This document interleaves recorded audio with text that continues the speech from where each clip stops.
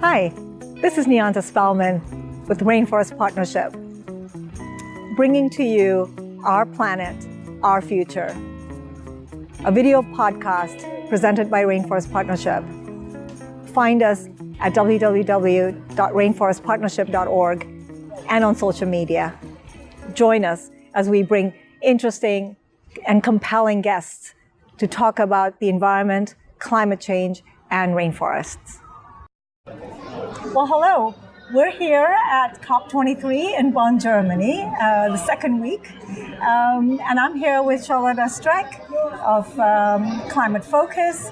And Charlotte is a former board member for Rainforest Partnership. So it's very nice for me to see her here, as always. And we, of course, met at a COP.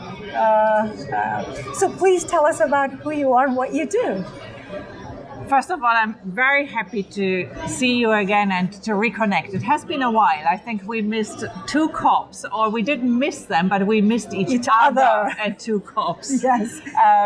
And I'm very happy to see you. I'm delighted to see how much progress you have made. It's really fantastic. Me, I am Director of Climate Focus, which is a consultancy company with a strong focus on strategic advice and think tank work.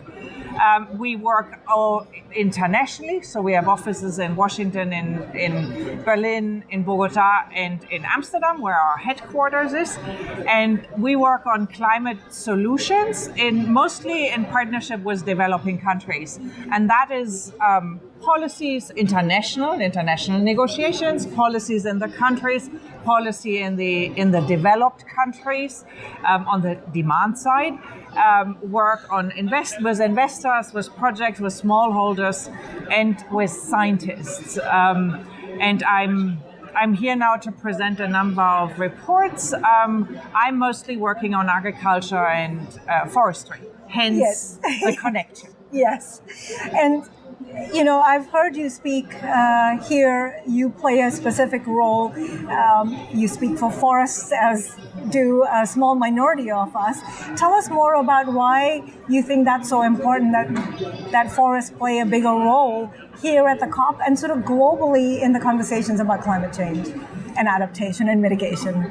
Historically, the climate change debate and the climate change negotiations have dominated by policymakers that come from the energy sector or have a strong energy background. Until today, I think most people make the connection between renewable energy and climate change. Very few people make the connection of what we eat and climate change, or our forests, our landscapes, our wetlands, where people understand that they are important with respect to biodiversity, but very few people consider them as an integral part of any kind of climate solution. The truth is, we have about between 25 and 30% of global emissions come from the land sector. And the land sector is absolutely and will be absolutely essential to meet the goals of the Paris climate agreement, both agriculture as well as forestry, and holds the potential to more than a third of the emission reductions needed. Also keep in mind that the land sector is the only sector which offers negative emissions without messing into geoengineering and solutions. Yes. So forests, restoring forest, increasing the fertility of our soils, increasing our grasslands and savannas. This is the best way to capture carbon dioxide and to come to negative emissions. I'm intrigued, actually. So at this COP, you can start seeing some sessions on negative emissions. And wouldn't it be nicer if people said negative emissions, protect and look after the forests? But we're still not quite doing that because we're sort of chasing the sexier things that are more appealing to people somehow. Well, maybe not appealing, but that may be a reason. But another one is ignorance. Then it's on us, right? That we have to do the education and outreach. I think we as a community working on forests, we have been very bad on communication, and we have been bad on lobbying. The others were faster, they were better organized. So that is also, until now, when they talk about negative emission, they think about carbon capture and storage. And if they consider the green sector, they talk about biofuels. Yes. But they do not talk about restoration and natural solutions. That's true. And even at the COP, you're not seeing that in that context. Not enough. Because it's not, you start hearing about it. Now at least regeneration and restorations is part of the topics, but you're right, it's not in the same way. You spoke about carbon finance the other day, and you made a very compelling statement. Will you repeat that? You did, yes, because I think that's something else that people need to understand and somehow integrate into their thinking. I presented a report which is called Finance for Forest, and we have developed it in cooperation with a number of NGO partners and think tanks. So in the US it's WRI or the Nature Conservancy or WWF, a number of very reputable organizations. And we looked at finance in forest and land use. And the staggering fact is not looking at finance for forests, but compare it to finance that is relevant to forests, but not with a goal of protection. So what that means is you have about 20 billion in investments which have since 2010, which have a green objective or co-objective, where clearly environment, forest protection is part of the motivating factor for the investment. Right. In the same time, we have 777 billion in investment in agriculture and agricultural drivers in the forest sector, which doesn't need to be all bad. So I'm not saying that all of it drives deforestation, but it is at least what we say gray finance. So it doesn't take the environment expressively in account, and at least part of it is certainly driving deforestation. So the point was that I tried to make the other day, even if I come and present the report again in 2018 and say we doubled the green finance, so then we are from 20 to 40, but still it is 20 times smaller than the baseline gray finance. Another number in this is if you look at money that goes into climate change, so that is climate change mitigation, that is good finance, so in that sense. But if you look at overall mitigation finance, we have 176 billion that goes into other sectors, and 2.3 billion that goes into deforestation in high forest countries. So that is also it's still relatively speaking, it's such a small percentage. And I can go on. Private sector finance, 2.5 billion in impact investment, growing, but 500 billion in the same time in only in the key commodities in high deforestation countries. So it is, wherever you look, the problem is it's also that we don't have enough money. But the bigger problem is that we as a society need to ask ourselves, how do we redirect existing finance? How do we allocate to the areas shifted so that we get the best returns for the money that's getting invested? And it can be easy. It can be safeguards. It can just be checking on safeguards. It can be better maps that you decide where you invest. So it's not necessarily making it a lot more expensive. It just makes it more conscious. How do we go about doing that, do you think? Because you talked about more lobbying, more education. Yeah, and isn't COP the best place to do this? And yet, we've been coming it's like at Forest Day. You know, I told you, I said, I felt so good. I thought, we have Forest Day.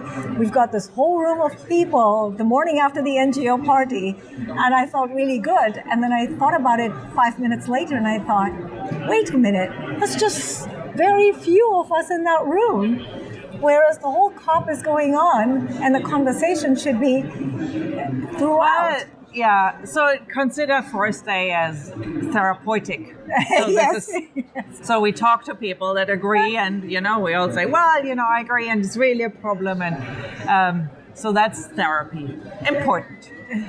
The other opportunity here is to talk to reporters, because also the truth is that this is the one time in the year when climate policy is being reported on. You know, we have a bit more now on data on natural disasters, but on solution, this is once a year around the globe, and this is around the COP, and we have reporters here from all over the world. Yeah.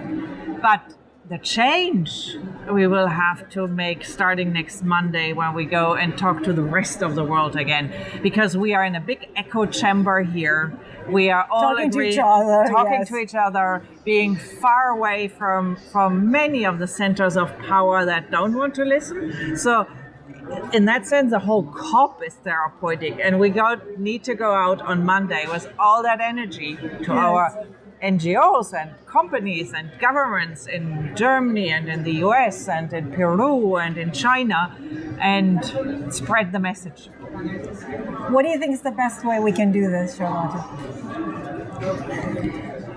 I don't think that there is a best way, because different people do different things, and I wouldn't judge. There are people that are very strong in community engagement. Best thing that they can do is working with their local community in their country, in their neighborhood. And that's very important.